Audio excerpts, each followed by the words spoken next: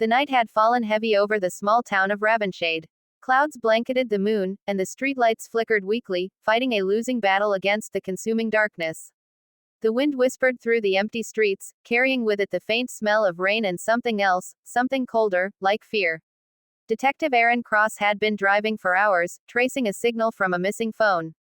It belonged to a journalist named Mia Lane, who had vanished 2 nights ago while investigating a string of disappearances near the old forest.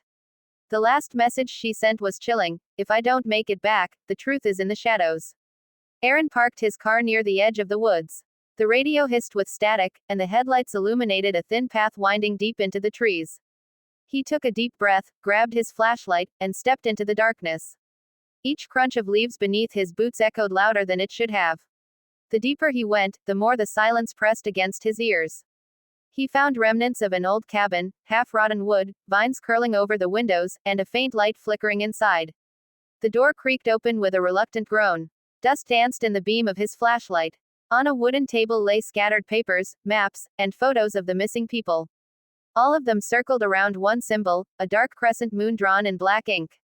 Aaron's pulse quickened. He flipped open Mia's notebook that was lying there, her handwriting frantic and broken. "They're not human. They move when the lights go out. Don't look at their eyes." Suddenly, the flashlight flickered. Once. Twice. Then darkness swallowed the room. Something moved in the corner. Aaron froze, hearing slow footsteps circling him. The air grew colder, his breath turned white. He fumbled to shake the flashlight back to life, but when the beam finally returned, he saw a figure. A pale woman standing just inches away, her eyes hollow, her lips whispering his name.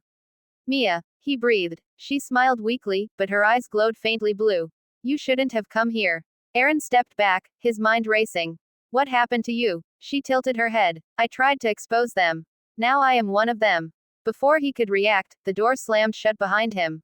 The light flickered again, and in that split second, dozens of shapes appeared in the room, shadows with human outlines, motionless but watching. The air vibrated with a low hum that crawled into his bones. He pointed his flashlight at them, but every time the light touched one, it melted into smoke. When the beam moved away, it reformed, closer than before.